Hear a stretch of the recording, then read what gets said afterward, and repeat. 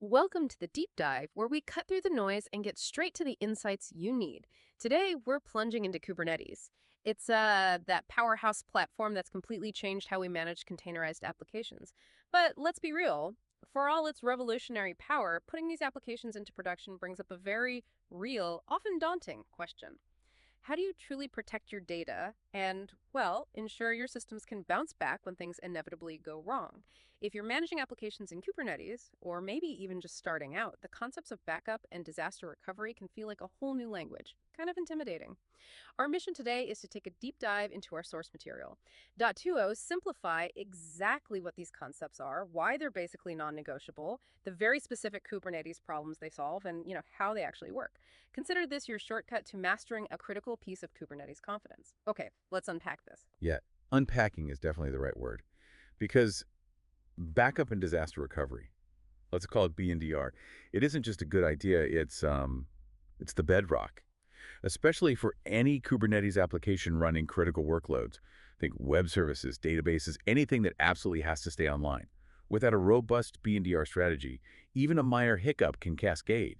You could be looking at data loss, long downtime, or even, corrupted applications. It really is the difference between a manageable incident and a full-blown emergency. Right, a small problem becoming a massive headache. Exactly. So what does a solid B&DR strategy really give you? Well, first, there's data protection.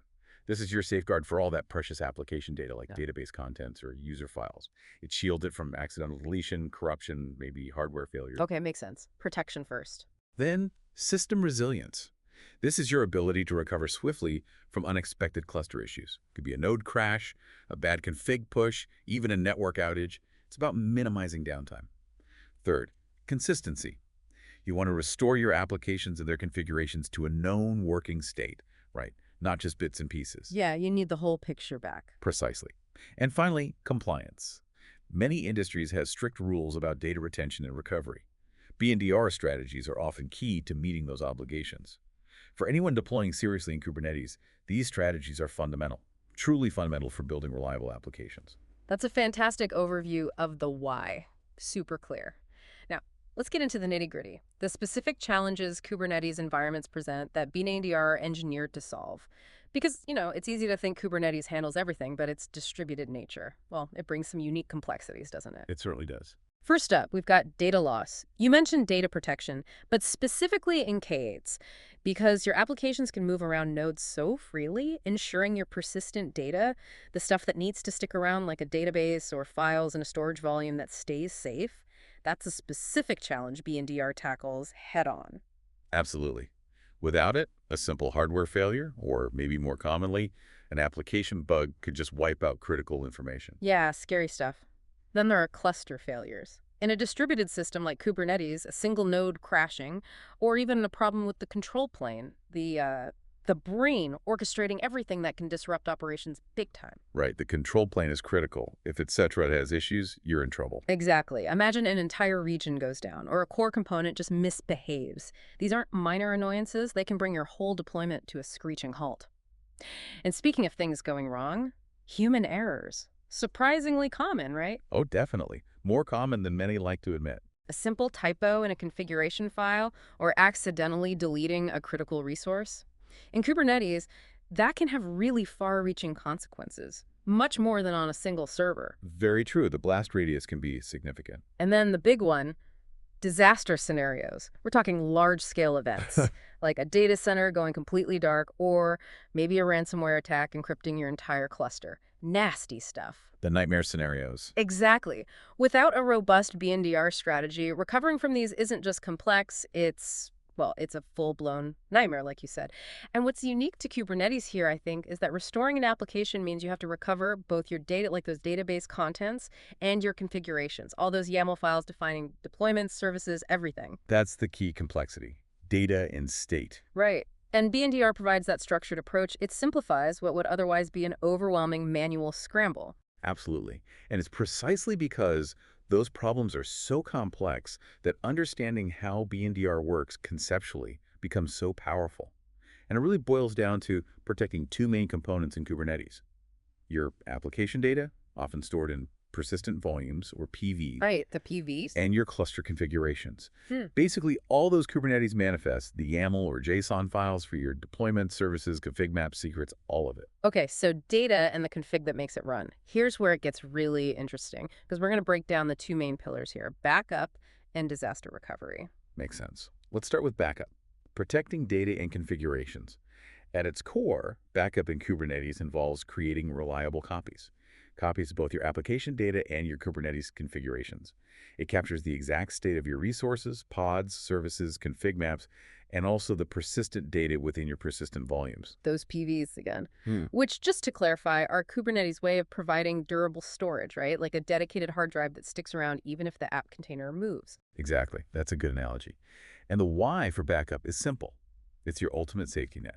It lets you recover from anything from small mistake to significant data loss. Conceptually, for the cluster configurations, backups capture your Kubernetes resources as those YAML or JSON manifests. Just text files, really, that define what should run and how. You can export these using standard tools like Kubital or, more effectively, specialized backup solutions. Okay. And for the application data, the stuff in those persistent volumes, you're typically looking at taking snapshots at the storage level or maybe performing file-level backups from within the volume. Got it. And when it comes to tools for this, several are really essential. I know you mentioned specialized tools. Yes, absolutely. Valero is probably the most well-known. It's an open-source powerhouse. What makes Valero so good? Well, what makes Valero fantastic is that it understands Kubernetes resources and state. It's not just backing up raw files. It knows about deployments, PVs, namespaces. It allows a true application-level backup and restore. Ah, so it's Kubernetes aware. Exactly. And it's especially useful because it works across major cloud providers like AWS, Azure, GCP. Very flexible. Okay, Valero, what else? Then for the absolute core of your cluster, you'll hear about Kubernetes or etc. backups. As you said, etc. is the brain. If etc. goes, your cluster essentially forgets everything. So backing it up directly is paramount, especially for self-managed clusters. Critical. And don't forget storage-specific tools. Often cloud-native solutions like AWS EBS snapshots or Azure Disk snapshots, these are usually very efficient for backing up the actual data volumes, the PVs. Right, leveraging the cloud provider's infrastructure. Precisely. The typical process then involves scheduling regular backups. Could be hourly, daily. Depends on the app, I guess. Absolutely. How much data can you afford to lose? Then Right. storing those copies securely off cluster, that's vital. Think encrypted S3 buckets or Google Cloud Storage. Off cluster is key, so if the cluster dies, the backups don't die with it. Exactly right. And then automating it all with tools like Valero. This really tackles the critical problem of data loss and accidental misconfigurations head on. It feels like automation is a huge piece here. It is. Imagine this scenario. You've deployed a web app with, say, a MySQL database in Kubernetes. You've configured Valero to back up its Kubernetes manifests and that MySQL database PV daily to S3. Okay. Then, one morning, oops, someone accidentally deletes some crucial data from the database. A common human error. It happens all the time. Right. But no sweat. Because the key insight here is that automation isn't just about convenience. It's your primary defense against human error in a complex system like Kubernetes. You simply restore from your latest Valero backup, and you're back in business relatively quickly. That makes the scary oops moment much less scary. Exactly. Building on that, let's move to disaster recovery, restoring after failure. While backup is about creating those copies, disaster recovery, or DR, is about the act of bringing your Kubernetes cluster, its applications, or data back online after a significant failure. So backup is the insurance policy, DR is making the claim and rebuilding. That's a great way to put it. The failure could be anything from a single node crash to data corruption, or even a complete cluster loss. Its importance truly cannot be overstated. DR ensures business continuity. It gets your applications back online with minimal downtime and minimal data loss. And for beginners, the right DR tools and processes really simplify what could otherwise be an extremely complex and frankly panic-inducing restoration process. Okay, so how does it work conceptually? Conceptually, DR involves first restoring the configurations using your backed-up Kubernetes manifests. This recreates all your resources, deployments, services, etc. Then you restore your application data from those snapshots or backups back into your persistent volumes. This recovers your application's actual state. Data and config again, but in reverse. Exactly. And in the worst-case scenario, like a full cluster failure, you might need to rebuild the cluster infrastructure. First, perhaps using Kubib, if it's self-managed, and then restore the etc. database backup, or more commonly now, just apply all your backed up application manifests and data to a freshly built cluster. Gotcha. And the tools for this scenario, Valero again. Valero again shines here, definitely, Yeah. because it can orchestrate the restoration of both your Kubernetes resources and the persistent volumes from those backups you already have. It handles that two-part complexity. Makes sense. For rebuilding control planes in self-managed clusters, KubeDem is often a key player. And if you're leveraging managed Kubernetes services like AWS EKS or Google's GKE, your cloud provider tools often offer automated recovery for the control plane itself, which is a huge benefit. So the cloud provider handles the K8's brain recovery. Often, yes. You then pair that with Valero for the rapid application recovery, restoring your specific workloads and data onto the recovered control plane. Okay, that combination sounds powerful. And the process. The process usually starts by quickly identifying the scope of the failure. Is it just one application acting up, or is the entire cluster down? Triage first. Right. Then you initiate the restore of the Kubernetes resources and the application data using your chosen tool, like Valero. And crucially, always verifying that your application is actually running correctly afterwards. Don't just assume the restore worked perfectly. Test it. Verification is key. So give us another example here. Sure. Imagine a major cluster outage. Maybe a whole availability zone goes offline. You might be a beginner, relatively speaking. Feeling a bit stressed. Probably. But because you had a well-planned BNDR strategy using Valero, maybe backing up to S3, you calmly use Valero to restore your critical web apps resources and its database PV from that S3 backup onto perhaps a new cluster or a recovered one. And just like that, relatively speaking, your critical application is back online. It minimizes the chaos. It's almost like having a digital fire drill that you've actually practiced, isn't it? Makes the real thing less terrifying. That's a great analogy. And for any of this to be truly effective, we absolutely have to talk about key considerations for backup and disaster recovery. Planning is everything. Right, the tools are great, but you need a plan. Exactly. Success isn't just about having the tools. It's about proper proactive planning. This includes crucial elements like backup frequency and retention. You need to schedule frequent backups, maybe hourly for critical data, daily for less volatile apps, and define clear retention policies. How long do you keep backups? 7 days. 30 days. Longer. And that's a balance, right, between minimizing data loss and not racking up huge storage costs? Precisely. It's a trade-off you need to consciously decide based on business needs.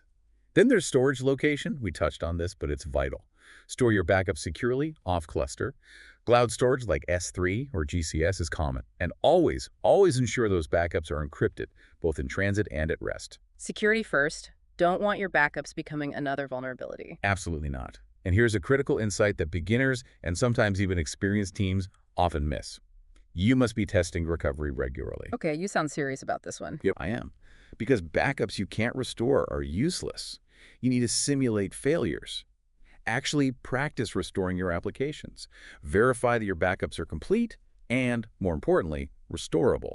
You absolutely do not want to find out your recovery plan doesn't work when a real disaster actually strikes. That's the worst time. That's a crucial point about testing. It reminds me, though, isn't there a temptation for beginners, especially maybe even pros, to just set it and forget it with automation? You automate the backup, it runs, green check mark, job done. But they miss that critical testing phase you just hammered home. How do we emphasize that? It's a huge temptation and a huge risk. Automation makes it easy to create backups, which is great, but only rigorous, regular testing confirms you can actually recover from them effectively and quickly. Think of it like fire drills. You don't just install fire alarms, you test them. Testing builds muscle memory and, critically, it builds confidence in your system and your process. Confidence is key when things are burning down, digitally speaking. Exactly. Yeah. You also need to clearly define the scope of backups. Are you backing up the entire cluster? Probably not practical or necessary usually. More likely specific namespaces or just individual critical applications. And remember to explicitly include both your Kubernetes resources, those manifests, and the associated persistent volume data. Got to have both. Right, the full application picture. And finally, automation. We mentioned it for backups, but utilizing tools like Valero to automate both the backup and the restore processes significantly reduces manual effort and, crucially, the potential for human error during a stressful recovery situation. So, thoughtful planning, covering these points, truly ensures reliability and makes disaster recovery approachable, even for beginners. Can you give an example of that planning in action? Sure. A beginner, or any team really, could configure Valero, for daily backups of their critical production namespace to an S3 bucket. They set a retention policy of, say, 7 days for daily backups, maybe keep a weekly one for a month, and then critically, they schedule a monthly test where they actually restore that namespace, maybe to a temporary test environment, just to ensure the whole process works end to end. That kind of systematic approach is gold. That makes sense. Planned, automated, and tested. Exactly. So, stepping back, when do these strategies become most critical? You'll primarily use backups when running stateful applications like databases that need persistent data protection, when you need to safeguard against those inevitable human errors like accidental deletion, or when you need to ensure compliance with data retention policies. Like backing up a PostgreSQL database in Kubernetes so you can recover if someone drops a table by mistake. Perfect example. Disaster recovery, on the other hand, is your go-to for recovering from major failures. Node crashes, entire cluster outages, maybe even ransomware attacks. It's about restoring entire clusters or specific critical applications to ensure business continuity, minimizing that downtime. Like restoring that complex web app and its database after a full cluster failure using Valero, as you mentioned earlier. Exactly. And those planning considerations we just discussed, frequency, location, testing, scope, automation, they're vital whenever you're designing any robust backup strategy for a production environment. This ensures security, compliance, and importantly, builds confidence in your overall DR plans through that consistent testing. And remember, a complete strategy almost always combines tools. It's rarely just one thing. Like layers of defense. Precisely. You might use Valero for your application manifests and database PVs, but also have separate etc. backups for your control plane state, and leverage cloud provider tools for efficient underlying volume snapshots. It's about building a layered, comprehensive defense tailored to your needs. So to sort of pull it all together, backup and disaster recovery in Kubernetes are absolutely critical. You really can't run serious workloads without them. They protect your applications, ensure resilience, especially as you begin to manage production workloads. Backups safeguard your data and configurations, preventing loss from errors or failures. Simple as that. Disaster recovery, building on that, enables the quick restoration of applications or even entire clusters, minimizing that painful downtime. And those planning considerations like frequency, secure off-cluster storage, and especially rigorous testing are essential for ensuring true reliability. The good news is that tools like Valero simplify these processes immensely, making them accessible even for beginners by automating backups and restores. These strategies collectively solve very real, complex Kubernetes problems: data loss, cluster failures, human error, complex recovery. Ultimately, they enable truly reliable and confident Kubernetes deployments. Oh, that's a great summary. It really brings home how essential, but also manageable, this all is with the right approach. So, what does this all mean for you, the listener, as you navigate the complexities of managing Kubernetes applications? How might understanding these systematic approaches to protection and recovery change your confidence, maybe lower your stress levels when deploying your next critical workload? We encourage you to take the first step, perhaps by beginning with automated backups using a tool like Valero for a key application, then crucially testing those restores, and start planning a comprehensive DR strategy, just as our sources suggest. It's an iterative process. Thank you for joining us on this deep dive into Kubernetes backup and disaster recovery.